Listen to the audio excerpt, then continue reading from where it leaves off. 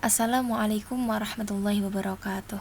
Hamdan syukuran lillah, salatan wassalaman ala rasulillah, wa ala alihi wa sahbihi wa man tabi'ahudah, amma ba'dah. Bertemu dengan saya, Zulfa Maulida. Pada kesempatan kali ini saya akan membawakan sebuah video tentang edukasi dan motivasi menjadi penghafal Al-Quran dari narasumber Hafidh dan Hafidhah Al-Quran. Semoga Allah memberikan kemuliaan dunia dan akhirat. Nah, adapun video edukasi dan motivasi menjadi penghafal Al-Quran ini merupakan program kerja KKN saya. Nah, pada video ini narasumber kita itu ada 4. Nah, nanti terdapat 2 video. Video pertama 2 narasumber, video yang kedua 2 narasumber. Nah, narasumber kita sebagai berikut. Terdapat Mbak Fauza Amalia, Mbak Azma An-Surya, Mas Najibul Faiz, dan Mbak Fia Malikatin. Nah, konten videonya yang pertama ada biodata, kemudian riwayat pendidikan, mulai menghafal, cara menghafal, kemudian terdapat cara mengatasi malas murojaah, motivasi, kesan sebelum sesudah menghafal, dan yang terakhir yaitu pesan sesudah menghafal. Nah, yang pertama atau narasumber yang pertama yaitu dari Mas Muhammad Najibul Faiz.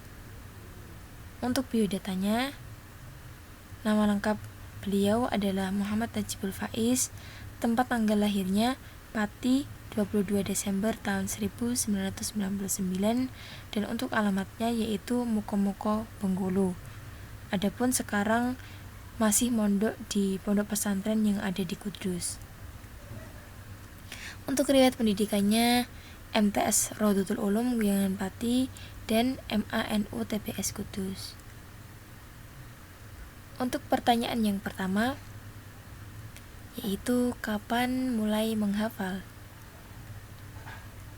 Nah, Mas Najibul Faiz berkata bahwa mulai menghafal setelah kuliah yang saya gagalkan. Banyak kejutan yang mewarnai hidup saya setelah memilih jalan menghafal Al-Quran. Kemudian beliau juga berkata, bisa dikatakan ini memang jalan hidup yang tak pernah saya pikirkan sebelumnya.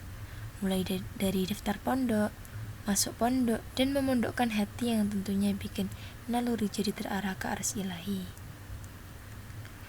Kemudian pertanyaan yang kedua, bagaimana cara menghafalnya? Nah, Mas Najibul Faiz berkata bahwa banyak cara atau metode dalam menghafal. Namun, untuk saya sendiri, yang pertama itu ketenangan hati, dan yang kedua yaitu lingkungan. Mas Najibul Faiz juga berkata bahwa sama halnya ketika kalian jatuh cinta, berdua adalah cara terbaik menuntaskan rindu dan keindahan di dalamnya. Kemudian pertanyaan selanjutnya, bagaimana cara mengatasi malas murojaah atau mengulang? Nah, Mas Najibul Faiz memberikan beberapa tips. Tips yang pertama yaitu niat yang harus selalu diperbarui. Untuk tips yang kedua yaitu mewajibkan diri. Tips yang ketiga, ya mau gimana lagi, jika kita sudah memilih jalan menghafal Al-Quran, deres adalah kewajiban yang harus disempurnakan. Tips yang keempat, harus sadar untuk mendapatkan sesuatu yang berharga, ada harga yang harus kita lakukan. Kemudian yang kelima yaitu deres itu asik, karena itu ajang dimana kamu berdua dengan Sang Khalik. Dan yang keenam yaitu tentu saja jika kalian mencari ganjaran, membaca Al-Quran adalah gudangnya.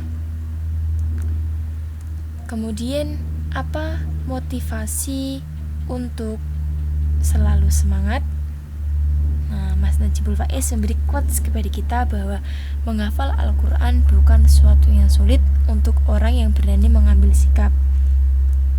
Kemudian quotes yang kedua, tentu banyak yang harus dijaga dan peperangan batin yang harus dimenangkan demi sesuatu yang agung, sesuatu yang sangat berharga, yaitu Al-Quran.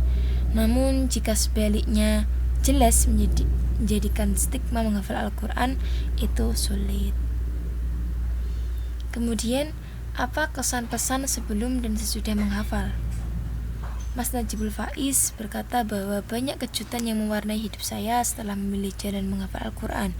Bisa dikatakan ini memang jalan hidup yang tak pernah Mas Najibul Faiz pikirkan sebelumnya, mulai dari daftar pondok, kemudian masuk pondok, dan memondokkan hati yang tentunya bikin naluri jadi terarah ke arus ilahi. Kemudian lanjut ke narasumber yang kedua, yaitu Mbak Faza Amalia.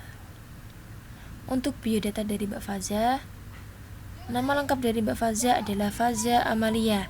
Nah, tempat tanggal lahirnya Pati 4 Oktober 1996 dan alamatnya yaitu Ngagel Duko Sekti Pati. Untuk riwayat pendidikannya RA Rodotul Atfal, kemudian melanjutkan ke MI Manahijul Huda, kemudian melanjutkan ke MTS Manahijul Huda, kemudian SMA-nya di SMAN 1 Pati, dan berkuliah di Universitas Negeri Yogyakarta. Kemudian pertanyaan yang pertama, kapan mulai menghafal? Mbak Faza Amalia menjawab bahwa beliau itu menghafal sejak MTS. Itu sudah menghafal juz 30. Kemudian semenjak kuliah melanjutkan menghafalkan juz 1. Kemudian masuki pertanyaan yang kedua, yaitu bagaimana cara menghafal? Nah, Mbak Faza Amalia memberikan beberapa cara untuk kita bagaimana cara menghafal menurut versi beliau. Nah, yang pertama yaitu tidak ada cara menghafal yang paling cespleng selain dibaca berulang-ulang. Kemudian yang kedua, saat kondisi pikiran tenang dan hati yang tenang. Yang ketiga, lakukan dengan kontinu. Yang keempat, jaga semangat dan mulailah ayat demi ayat sambil pahami maksud ayat tersebut. Kemudian yang kelima, ulangi ayat yang dihafalkan sampai lancar atau ketika tutup mushaf sudah lancar melafalkan dengan benar. Kemudian selanjutnya yaitu usahakan ketika menghafal di tempat yang tenang, kemudian kondisi bersih dan suci. Selanjutnya, serta jangan mudah menyerah ketika belum memenuhi target yang diinginkan.